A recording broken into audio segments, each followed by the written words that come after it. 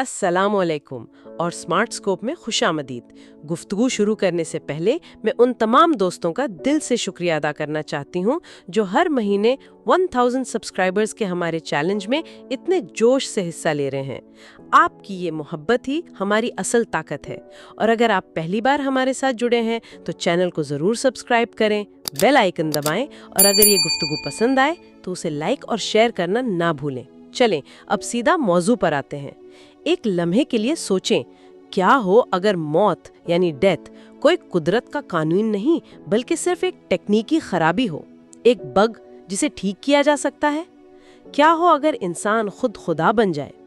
نہیں، یہ کسی سائنس فکشن فلم کا سین نہیں ہے۔ یہ وہ سوالات ہیں جو آج کے دور کے ایک بہت بڑے مفکر یوول نوآ ہراری اپنی کتاب ہومو ڈیوس مستقبل کی مختصر تاریخ میں اٹھا رہے ہیں۔ آج ہم اسی کتاب میں گہرائی میں اتریں گے، یہ سمجھنے کے لیے کہ جب انسان نے بھوک، بیماری اور جنگ جیسے اپنے پرانے دشمنوں کو تقریباً شکست دے دی ہے تو اب اس کا اگلا منصوبہ کیا ہے؟ جی بالکل، آپ نے صحیح کہا۔ یہ کتاب اس لیے اہم ہے کیونکہ یہ کہتی ہے کہ ہم تاریخ کے ایک بہت بڑے موڑ پر کھڑے ہیں۔ ہزاروں سال تک ہم ہومو سیپینس تھے، یعنی عقل مند انسان، لیکن اب ٹیکنالوجی کی بدولت ہم ہومو ڈیوس بننے کی طرف جا رہے ہیں، یعنی خدا انسان، ایک ایسی مخلوق جو اپنی بائیولوجی خود ڈیزائن کرے گی۔ تو جب بھوک، بیماری اور جنگ جیسے بڑے مسئلے تقریباً حل ہو گئے تو اب انسان کا نیا ایجنڈا کیا ہے؟ ہراری کے مطابق انسانیت نے اب اپنے لیے 3 بہت بڑے اہداف چنے ہیں۔ پہلا، لافانیت یعنی امورٹیلٹی۔ دوسرا، خوشی یعنی ہیپینس۔ اور تیسرا، خدائی، ڈیوینٹی۔ ایک منٹ، لافانیت مطلب ہمیشہ زندہ رہنا، یہ تو کچھ زیادہ ہی ہو گیا۔ دیکھیں، ہراری کا مطلب یہ نہیں کہ آپ ٹرک کے نیچے آ جائیں اور آپ کو کچھ نہ ہو۔ ان کا مطلب ہے بائیولوجیکل موت پر قابو پانا۔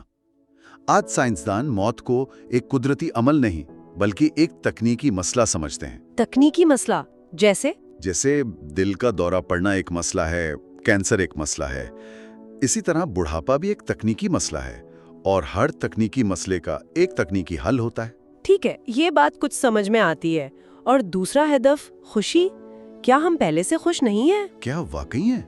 ہراری کہتے ہیں کہ اب تک ہم خوشی باہر کی چیزوں میں ڈھونڈتے تھے، اچھا گھر، اچھی نوکری، لیکن سائنس بتاتی ہے کہ خوشی کا تعلق تو اندر سے ہے، یہ ہمارے دماغ میں موجود کیمیکلز کا کھیل ہے۔ تو مستقبل کا انسان کیوں نہ اپنی اندرونی بائیو کیمسٹری کو ہی بدل لے؟ اچھا، مطلب ایسی دوائیں جو ہمیں ہمیشہ خوش رکھیں؟ بالکل، ایسی ٹیکنالوجیز جو ڈپریشن اور اداسی جیسے الفاظ کو ہماری زندگی سے ختم کر دیں۔ اور تیسرا ہدف، خدائی؟ معاف کیجیے گا لیکن یہ تو کسی کامک بک جیسا لگ رہا ہے۔ لگتا ضرور ہے، لیکن یہ حقیقت کے بہت قریب ہے۔ جب ہم جینیٹک انجینئرنگ سے اپنی ذہانت بڑھا سکیں، اپنی یادداشت کو کمپیوٹر کی طرح تیز کر سکیں، تو کیا ہم عام انسان رہیں گے؟ نہیں۔ جب ہم اپنے دماغ کو براہ راست انٹرنیٹ سے جوڑ سکیں گے، یہی وہ مقام ہے جہاں ہومو سیپینس ہومو ڈیوس میں بدل جائے گا۔ یہ سب کچھ بہت بڑا اور مستقبل کی باتیں لگتی ہیں، لیکن یہاں تک پہنچنے سے پہلے یہ سمجھنا ضروری ہے کہ ہم یعنی ہومو سیپینس آخر اس سیارے پر غالب کیسے آئے۔ یہی تو اس کتاب کا سب سے دلچسپ حصہ ہے۔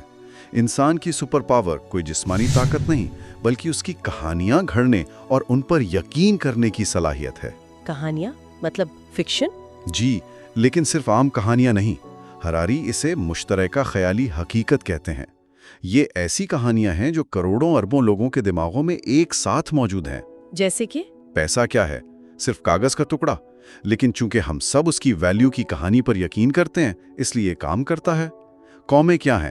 انسانی حقوق، کارپوریشنز، مذہب، یہ سب طاقتور کہانیاں ہیں جو لاکھوں اجنبیوں کو ایک مقصد کے لیے جوڑتی ہیں۔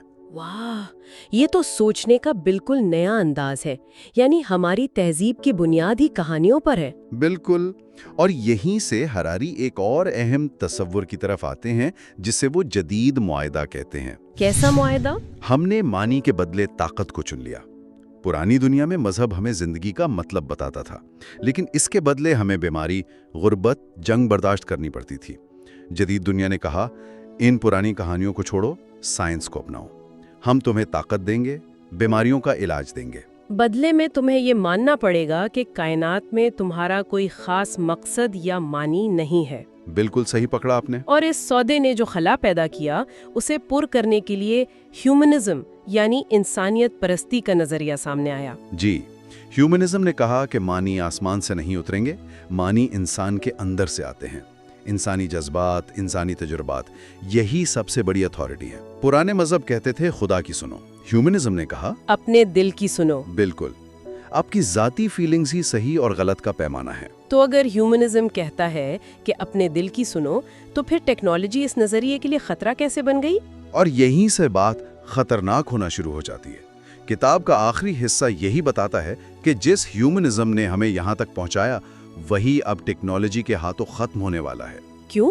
کیونکہ ہیومنزم کی بنیاد ہے آزاد مرضی یا فری ول پر، یہ یقین کہ ہمارے فیصلے ہمارے اپنے ہیں۔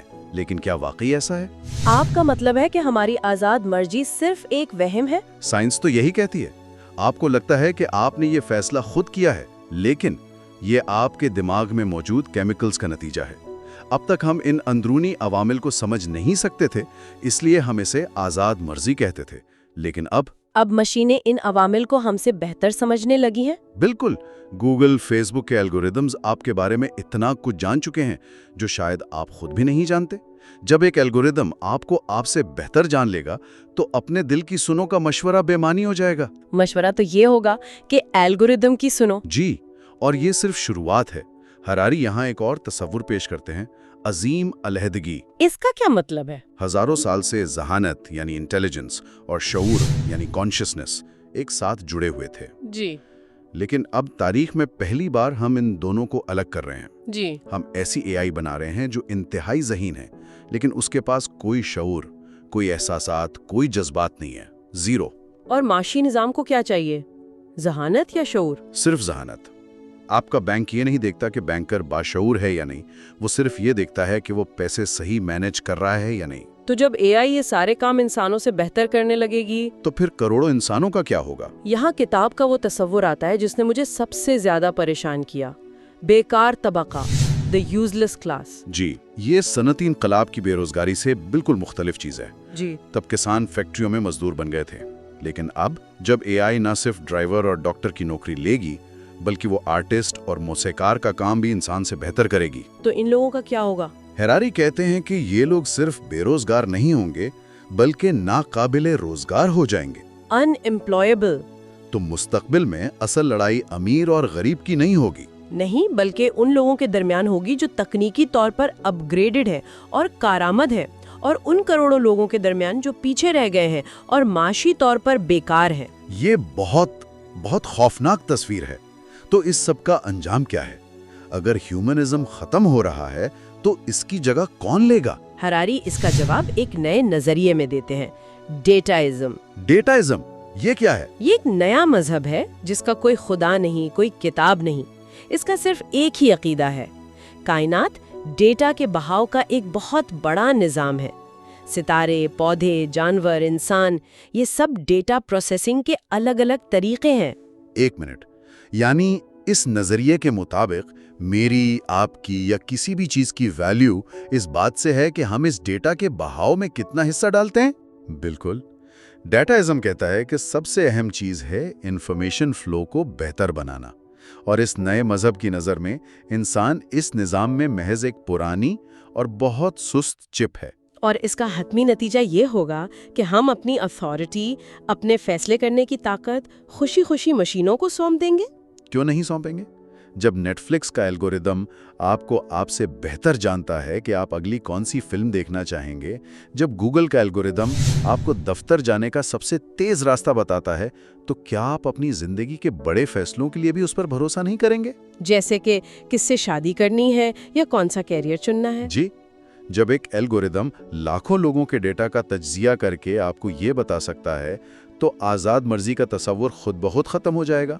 تو اگر میں پوری گفتگو کا خلاصہ کروں، ہم نے دیکھا کہ کیسے انسانیت نے اپنے پرانے دشمنوں کو ہرایا، پھر لافانیت اور خدائی جیسے نئے اہداف چنے، لیکن اس سفر میں ہم نادانستہ طور پر ایک ایسے راستے پر چل پڑے ہیں जहां हम मशीनों के गुलाम बनने या एक बेकार तबके का हिस्सा बनकर अपनी अहमियत ही खो देने के खतरे से दोचार है।